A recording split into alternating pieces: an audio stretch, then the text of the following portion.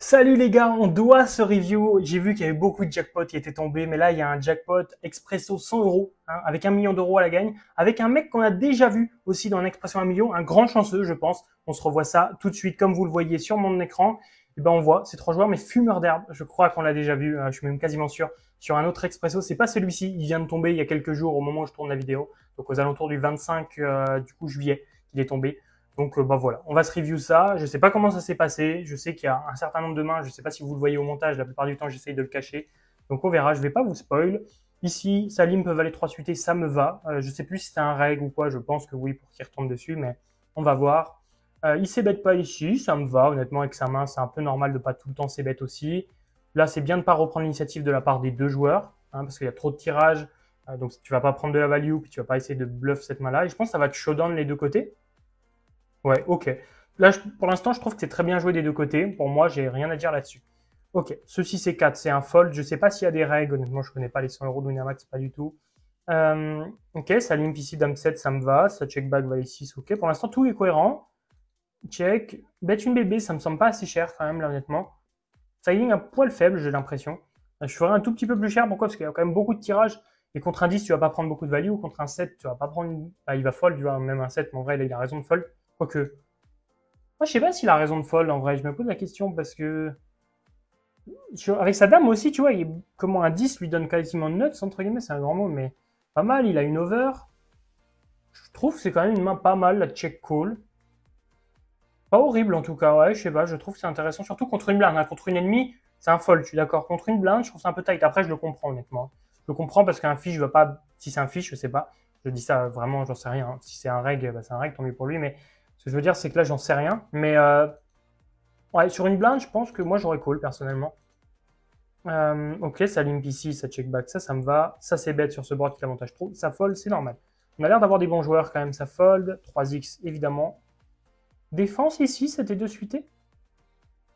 Ok, on va voir la suite. Pour l'instant, j'ai vraiment l'impression que c'était un règle la dernière fois. Donc, mais le 7 et 2 suité, il me semble contrôler. En GTO, peut-être, tu vois, ça peut être limite. J'ai envie de vérifier en GTO. Ouais, le spot est super intéressant en GTO par rapport à la réalité. Et je pense que c'est pour ça que j'ai dit que c'était un fold. Et je pense toujours, malgré avoir vu la GTO, que c'est un fold. Je vous montre. En gros, là, ce que vous voyez en rouge, rouge foncé, bah, rouge foncé aussi, on peut le prendre en compte, mais surtout rouge, bah, toutes ces mains-là, c'est les mains que les gens devraient open en SB, mais 2.5. Déjà, ils devraient faire moins cher. Donc, s'ils font plus cher, évidemment, tu dois fold de plus. Imagine le mec qui open 10 blindes, évidemment, tu vas fold de plus. C'est juste logique. Donc là, déjà, il fait un 3x. Je sais qu'on est beaucoup à faire 3x, j'aurais fait pareil, etc. Mais on fait déjà un peu trop cher, tu vois. Donc, déjà, la big blind doit fold un peu plus. Et ensuite, quand on regarde, ça veut dire que le mec devrait open tout ça. Est-ce que le mec va open 4 et 3 suités, 8 et 5 suités, dame 6 en fréquence, évidemment, mais Roi 5, etc. Non, ils vont pas le faire, pas de temps en temps, tu vois, je te dis pas qu'ils vont jamais le faire, mais on voit qu'ils le font pas assez, sûr et certain, tu vois. Genre, même 8 et 6, bah, 10 et 9 suités, bah, tout le monde va le prendre 100%, dame 6 suités, pareil. Les gens vont beaucoup moins open que ce qu'il faut. Donc, je vais vous montrer quand même ce qu'il est censé call. Évidemment, il est censé le call sur 7 et 2 suités. Tu vois, mais même 9 et 2 suités, non, c'est un 3 bet, pardon, j'avais cru que c'était un fold. Non, 9 et 2, 7 et 2 suités, c'est ici. Oui, évidemment, tu vois, c'est un call 100%.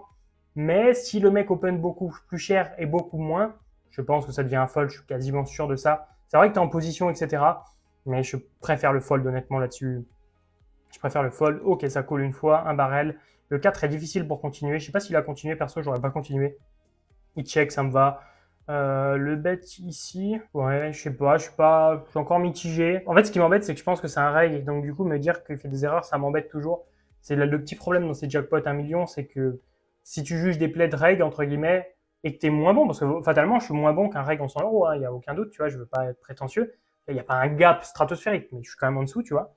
Et donc, j'ai pas trop envie de juger, mais je pense, bah, moi, honnêtement, j'aurais pas joué comme ça, j'aurais check, tu vois, je vais vous le dire clairement.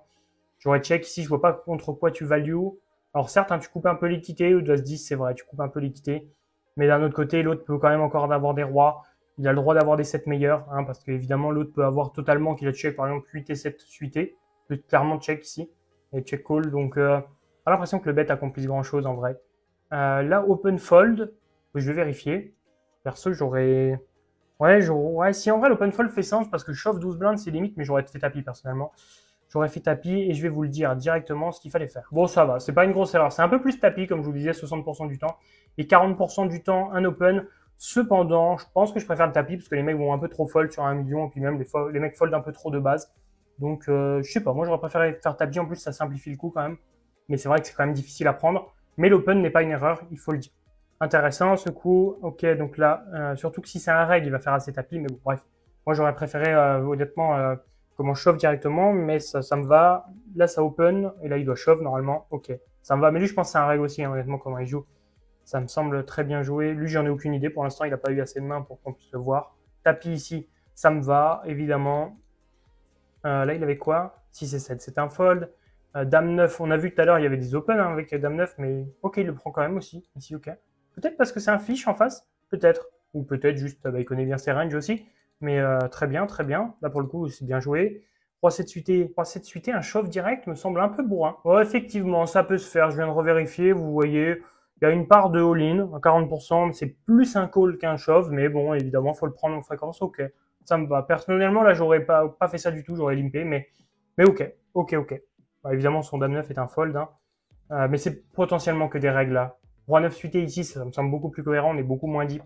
Là, ça me va, honnêtement. Le call à 5, évidemment. Mais je pense que c'est que des règles. Là, honnêtement, maintenant, je suis quasiment sûr. C'est intéressant de voir ça, hein, parce que du coup, il y a très peu d'erreurs. Et là, ça va partir à tapis, évidemment. Dame 9, c'est un fold. Attention, est-ce que déjà fumeur d'herbe va être éliminé direct?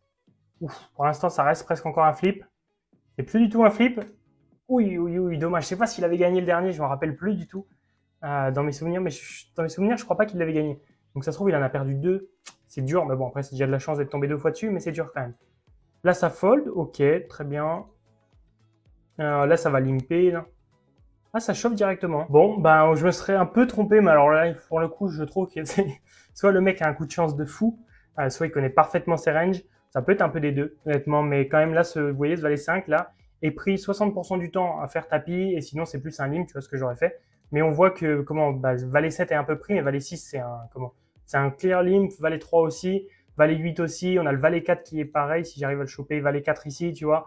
Bref, je sais pas si c'était volontaire ou s'il a vérifié ses ranges, mais en tout cas, du coup, c'est très bien joué. Ici, ça fold, ok.